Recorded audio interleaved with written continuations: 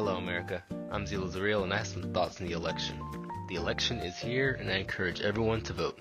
I don't really care who. Obviously I don't want you to vote for Trump, look at the title, but I don't really care as long as it's actually in your best interest, not the people you watch, or just to spite your enemies. Honestly, local elections are very important, probably more important than the presidential. So make sure you look up a voter guide from like a local organization like a DSA. Now, currently, my opinion is that both sides suck at politics and don't know how to run a campaign. This race should not be close, there isn't any excuse. Both candidates were given once-in-a-lifetime, unprecedented events that should have made this a landslide, yet both have fumbled horribly. All Trump had to do was appear normal and moderate. They're eating the dogs, the people that came in. They're eating the cats. They're eating the pets. That didn't happen. The media was prepared to glaze Trump after he got shot, but he ruined that with his RNC speech.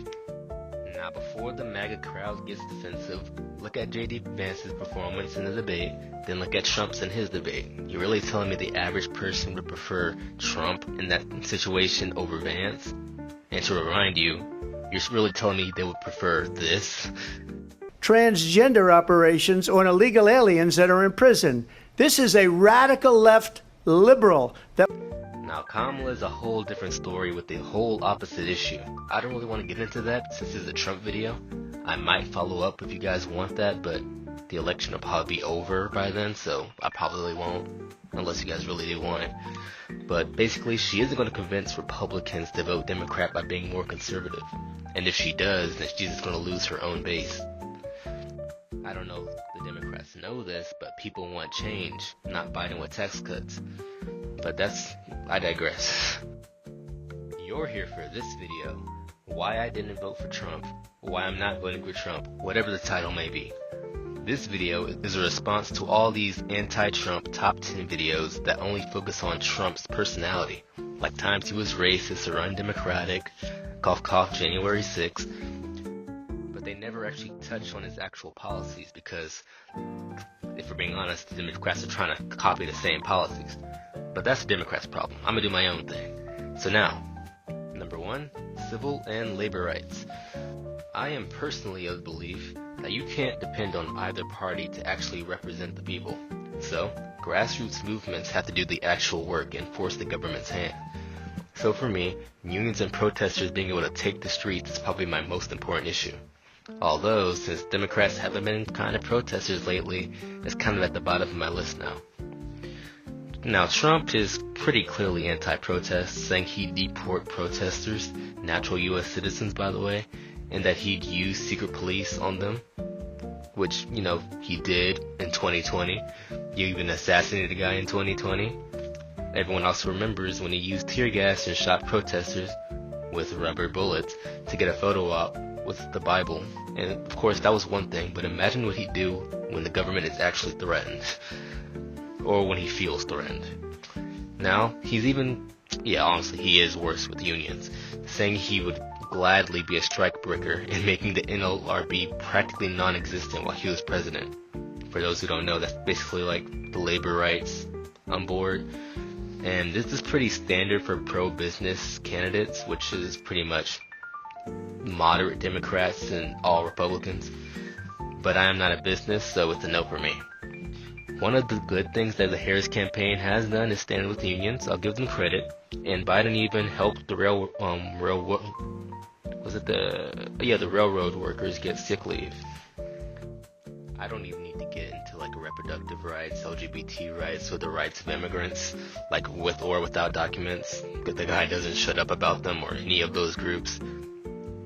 Now, number 2, economic policy. Oh boy. The economy is one of Trump's strongest issues.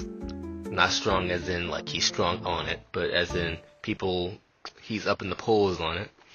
And this is despite him not having a plan, which most Trump voters think he has a plan, but I talked to a lot of Trump voters. None of them have told me his plans other than tariffs, which they don't know what tariffs are. And to be fair, the president doesn't really have much control over the economy, and it's not like even if he wanted to do a lot of stuff, that there would be much he could do anyway. Well, I mean, unless he won Congress. And he could win Congress, actually, yeah. Anyway, anytime I talk to Trump voters about this, the real voters, not the weird ones in the comment sections, they just say two things. One, it was better before the pandemic, which I mean, duh, the entire world economy was better before the pandemic because there was a pandemic. If anything, look at what he did to the economy during the pandemic, printing money like crazy. I mean, that's what he's going to do under the pressure. Most of the world is suffering even worse in the US, not because of the leaders, but because of the post-pandemic climate. And obviously that climate isn't just due to the pandemic, but also years and decades of policies, not due to one person. No, we live in a system. The system isn't really made for us, it's made for people up top, but that's besides the point. Number two thing they say is that he'll bring back consumer confidence and make companies more likely to take bets. Oh boy. This argument is, well, I mean, okay, that's all I can say about it. It's just an opinion based on vibes. I'm sure people living paycheck to paycheck are going to be so much more confident. It's not like companies have hundreds of employees weighing risks. No, I'm sure they just are a little scared, that's all. I think this is mostly because some people that I talk to are like bettors and they think that companies just bet like they do, which isn't true because most companies don't lose thousands of dollars like they do. But that's neither here nor there. Truth is, Trump probably won't change Biden's economic policy because he's just going to listen to experts and his admin. Because that's what Biden's doing. Biden's listening to experts. Trump's going to have the same experts. And I'm not a betting man, but I'm pretty certain on the idea that he's just going to build on Biden's agenda, but add on to it like shock therapy and his actual promises like tariffs and neoliberalism that the working class have to pay for. Plus, we already saw his neoliberal policies, which are privatization, deregulation, free trade, tax cuts, and austerity for the uninitiated people out there, and how our deficit increased, his deregulation of banks caused many to close, many jobs moved overseas, and obviously his promise of deporting 20 million workers that do most of our cheap labor would destroy our economy, in large part because normal Americans can't afford to do those jobs, so it's not like Americans going to flood towards those jobs. Americans can't survive off of $5 a day. I also think the way that people think about the economy is misguided. Inflation isn't the same as prices. Inflation right now is down, but just because inflation is down doesn't mean prices are going to go back down. Prices are still controlled by corporations trying to make the most profit possible, while paying their employees the least money possible. In order to stop feeling the pain of inflation, first, you'd have to increase wages, which, why would a company want to do that? And second, you'd have to decrease prices, which, why would a company want to do that, if you're just thinking logically? Now, usually it comes through competition, but there's almost no competition these days, if being honest. Almost everything's controlled like a few companies. And the truth is, the economy is most likely going to be better in 4 years, no matter who is president. Assuming that the government actually try to fix the economy, because they're most likely going to try to do the same things no matter who is president. But the big thing is the economy isn't for the people. When the economy is doing good, doesn't necessarily mean the people are doing good. We have worse wealth inequality than pretty much ever before in America. GDP and the value of the dollar doesn't decide your take-home pay, or if you can put food on the table. We live in a system based on expansion, and there's no more worlds to conquer. Every industry is consolidated at this point. The only solution is for working class people to make the economy more competitive by breaking up companies like they have in the past. The sad truth is you can't just make small businesses at this point. If you make a small business, Walmart's just going to destroy it at this point. So we're kind of screwed unless the government actually steps in and deals with these companies and actually gets them competing again. Or they can just compete directly with the companies. Maybe, actually, yeah, this has been done many times. Many examples of the government coming in, nationalizing industries, providing government alternatives that compete with these companies. Now, a lot of these alternatives were taken away during the Reagan era, and honestly the Clinton era too. Honestly, we're living in the era of pretty much all of our rights going away. But most changes aren't going to happen, if we're being honest. But Kamala is slightly closer, since she was in favor of negotiating drug prices. Well, that doesn't mean that she's going to actually do any wild economic agendas that are actually going to fix the system. But we're going to get a few marginal improvements, probably. Number 3, immigration. This is going to make a lot of people mad.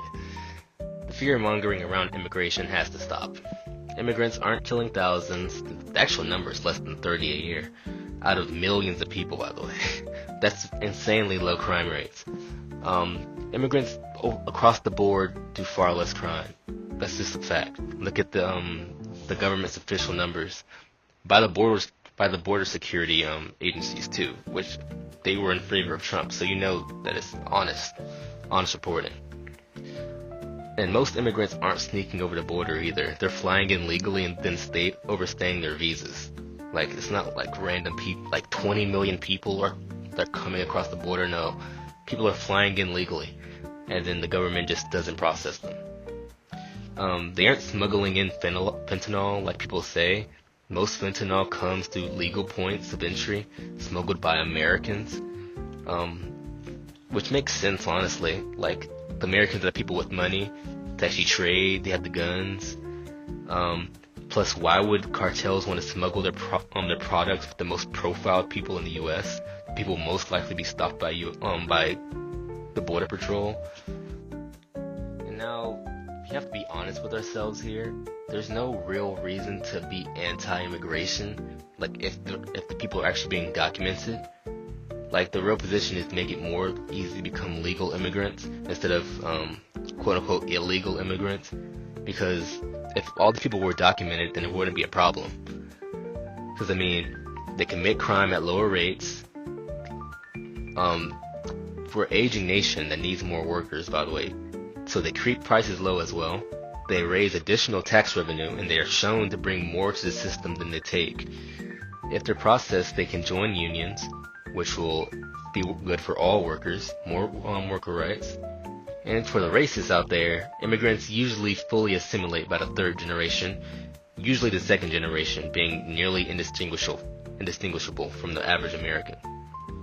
And honestly, there's no real difference between a documented immigrant and an undocumented immigrant of the paperwork. People like try to make distinctions based on illegal or legal.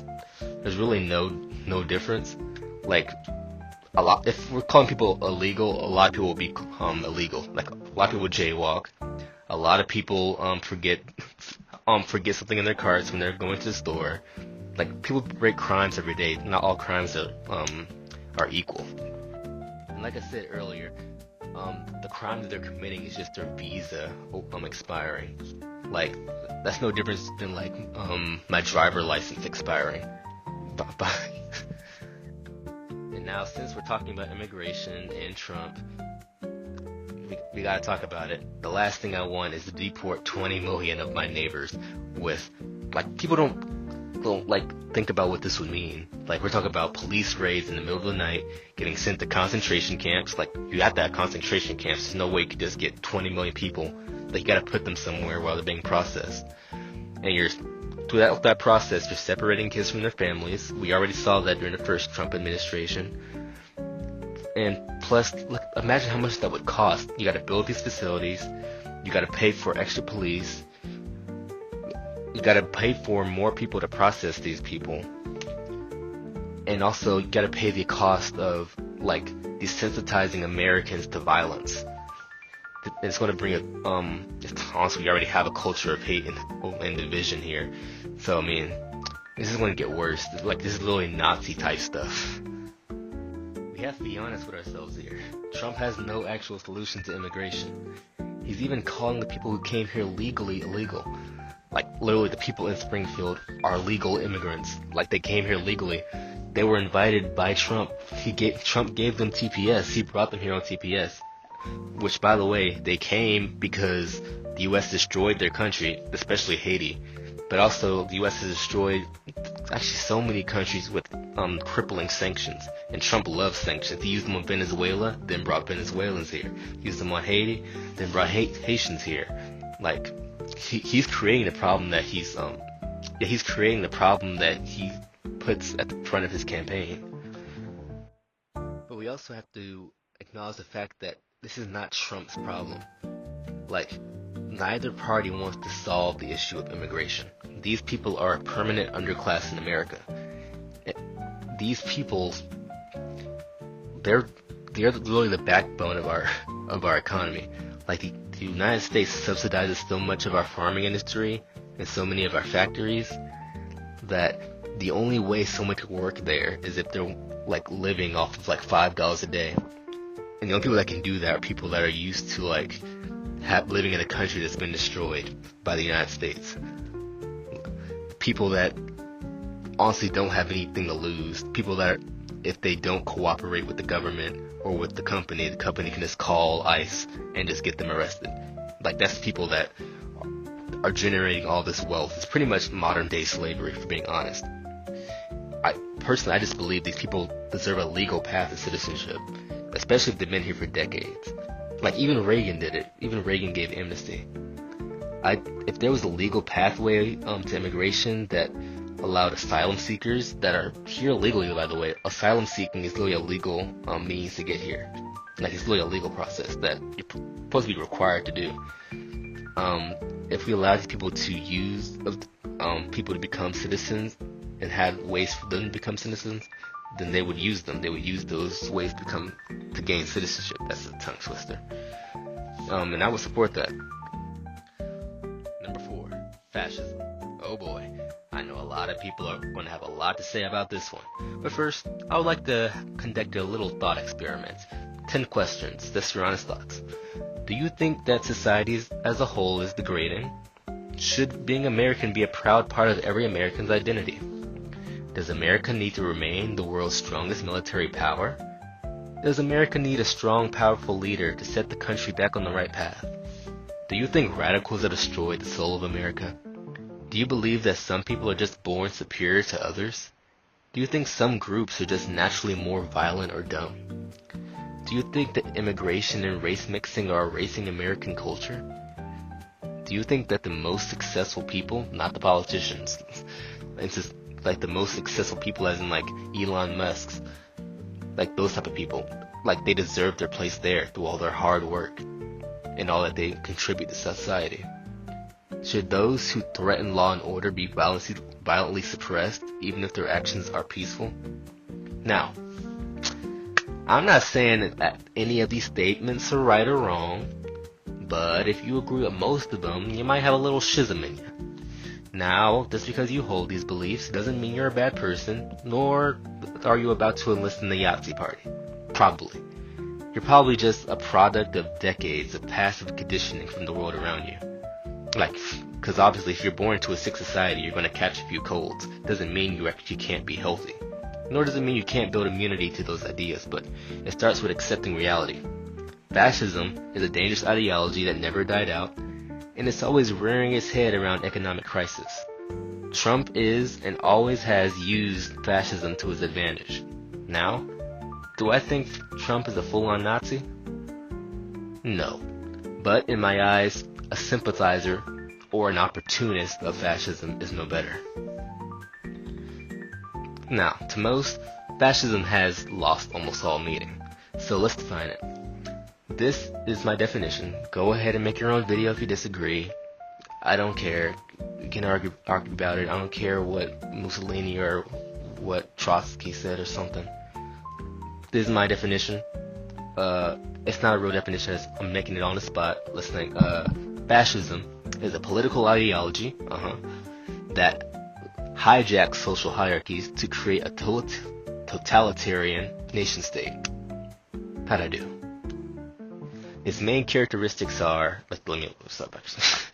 Its main characteristics are returning to a mythical former glory, with failure meaning eradication, ultranationalism, which is basically a nation for a shrinking in-group by removing others, aka ethno-state, a rigid social hierarchy with a permanent underclass and a shrinking in-group. Like, in Nazi Germany, the Aryans are on the top, and then all the other races are at the bottom. Militarism, which just means having the biggest, greatest military, usually to wage never-ending wars, which we all know American loves that, against an outgroup or for imperialism. Now, then we have centralizing power to a populist dictator. People are going to argue over that one. Totalitarian government that spies on and arrests its people. Don't even need Trump for that one. And exploitation of a marginalized people, making them second-class citizens, and anti-left propaganda. Also, I said to mention, propaganda doesn't mean that it's negative or that it's wrong. It just means that it's something meant to convince people. Like, I'm not argue about whatever you want, I don't care. Now, let's look at Trump. The guy hired fascists and white supremacists like Miller and Bannon. He uses fascist slogans that are about returning to a nostalgic former glory of America. Where have we heard that before? Make America great again. He made fascist promises like mass deportation and destroying enemies from within. I mean, Trump is clearly a nationalist, promising to put America first. He even claimed to be one in that one speech. He used secret authoritarian police in 2020 and has used the U.S. military to assassinate U.S. citizens. I already mentioned those earlier. Who's that? He said criminals have crime in their genes and that people of Minnesota have good genes. People forgot that speech. Ooh. He also said that immigrants are animals, not human. If I remember to put in actually, I'm not going to remember. I rarely edit my videos. But if I do remember to edit this video, it's going to be right here. He wants to be a leader above the law, and the Supreme Court has made that possible. But Lily is it's not the latest Supreme Court decision, but it was earlier this year. And it's not just him, it's pretty much any president. But obviously, if Trump loses this election, they're probably going to overturn that immediately. He is an imperialist, but people think he's anti-war. He's not anti-war. He supported never-ending wars. He increased our presence abroad. He assassinated military generals. He's very pro-military, always talking about having the biggest, greatest military. He increased presence in Afghanistan. He's done a lot of with our military.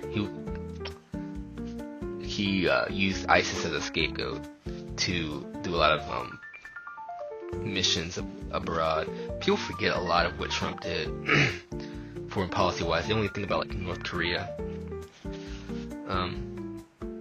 He constantly talks about Marxists and the enemy from within, which is obviously the left. He's calling Democrats the left, which is anti-left propaganda, if you didn't connect that. He used the government to spy on opponents. That's why he got impeached for trying to get dirt on Biden from Zelensky. That was back in 2019, yeah. He says this will be the last election and that America's doomed if he loses. That was the point I made about failure meaning eradication. Like, he literally saying, America, you will never have another election if I lose. This will be the last election. If he wins, too, by the way, he said, you'd never have to vote again. And if I'm being honest, all that matches up pretty well.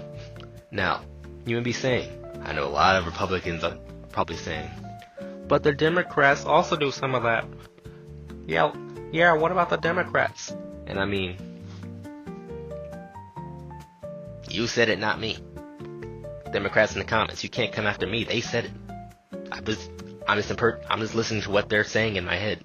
I didn't say the Democrats were fascists. They said it.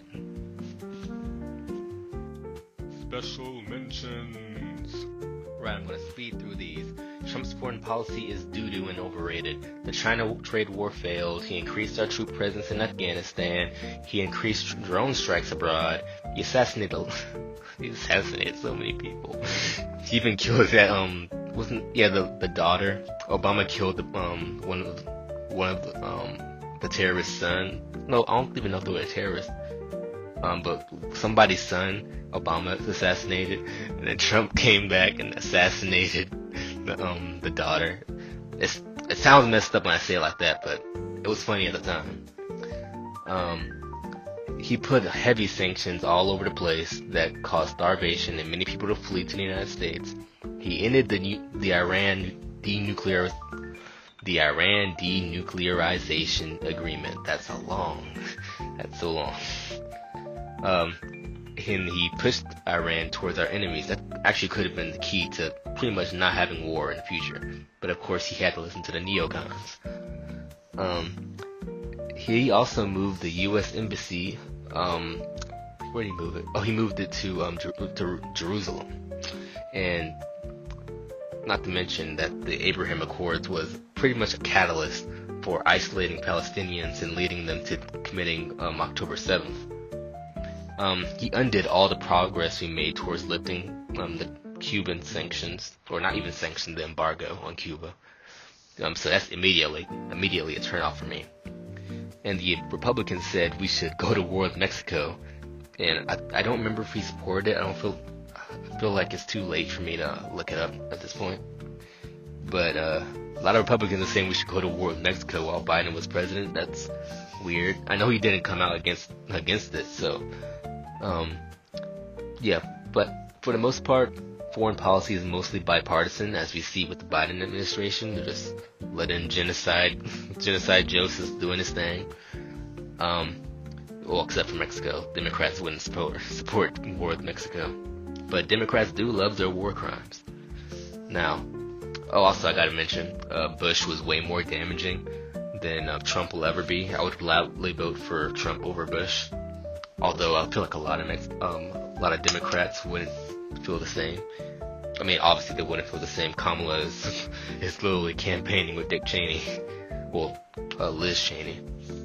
Next, Project 2025. It's literally just the same neoliberal agenda Republicans have been doing since the 80s.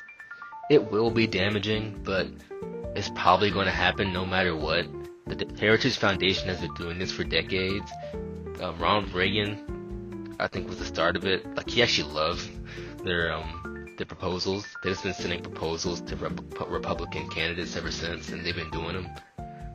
It's nothing new. Democrats aren't undoing any of the policies they've done before, so at this point I'm just convinced it's inevitable. Like, if the Democrats aren't even going to undo like a lot of the damage that Republicans have done, then like it's over. Climate change, it is what it is. No candidate cares about that. Honestly, the main I guess this would be, yeah, this still only doesn't have a title. It's just Trump is annoying. Trump himself is funny, but his presence, I'm tired of it. Him in the news every day, debating his entitled supporters every day. Like, I know a lot of Republicans are going to hear that. Don't take it personally. You aren't an evangelical Trump supporter. You aren't like the rabid Trump supporter that feels like the comment sections of random videos and that you see in real life, like doing this random stuff, like showing up to schools, like talking to like 12-year-old children about abortion. Like, they don't even listen to logic. Like, most of Americans don't listen to logic at this point because they all get different sources of media. And then the Democrats, the worst part is the Democrats start acting like communists, saying we're gonna do so much, and then like they don't fulfill a single promise. Like, not a single promise gets fulfilled, as we saw with Biden. Well, Biden did a little bit of stuff, but he barely did it. He did the stuff that he promised. Like, he kept most of Trump's policies. Like, we look back, people say he didn't keep enough of his Trump policies, but he kept most of them. To be fair, it was during COVID though that did have probably an effect on it. But pretty much, I don't want to relive that. Now, for the big reveal. Number 5, the Supreme Court. Undoubtedly, the most damaging thing about Trump's presidency was the Supreme Court. And for the main part, is just because we're going to have to deal with that for decades. I mean, unless Kamala increases the amount of justices. But she's not going to do that because she's Kamala. She's got to be the radical moderate. But to be fair, whoever wins will probably get 2 justice anointments. I believe it'll be Alito and Clarence. I don't think it's Alito. I think it might be the other guy that everyone forgets, including me. So personally, it's my goal to make sure another Federalist Society judge doesn't get that seat. Because as we've seen, the conservative judges have just pretty much destroyed America. Like just thinking back what they've done only in the last 4 years. Let's see, Roe v. Wade, Chevron Doctrine, affirmative action, which presidential immunity, the criminalization of homeless people, the weakening of the SEC versus Darksea. The last one was City of Grant, Pass v. Johnson. The criminalization of homeless people, because I know a lot of people don't believe that they did that. It literally is not illegal to make it a crime to be homeless, like to arrest people for being homeless. They're repealing the ban on bump stocks, allowing religious owners to refuse business to gay people. Like, I've never been a fan of the Supreme Court, but Trump has made it far more conservative. Like these think tanks pretty much just control the United States at this point, especially since Citizens United. Like, we just have massive super PACs and just far-right think tanks that are just right in the pocket of both parties. Of course, these think tanks are the pocket of the Republicans, but obviously a lot of these, the Democrats are also in pockets of big lobby. I mean, lobbying, like super PACs, you know. Super PACs are the ones that usually lobby the government, so you can just donate to them anonymously. But yeah, the Heritage Foundation and the Federalist Society are most likely just going to fully support Trump's agenda and shape the law in their vision. And since the Supreme Court is so conservative, there probably won't be anything holding him back if he wins. Like, Trump was stopped quite a few times from doing stuff during his presidency, people forget. But now, there's not really going to be anyone to hold him back. I mean, other than the people, but, man, that's too much work. What type of outro should I do? Welcome back to Watch Mojo. What did you think of our top 10? Make sure to like, comment, and subscribe. Bye.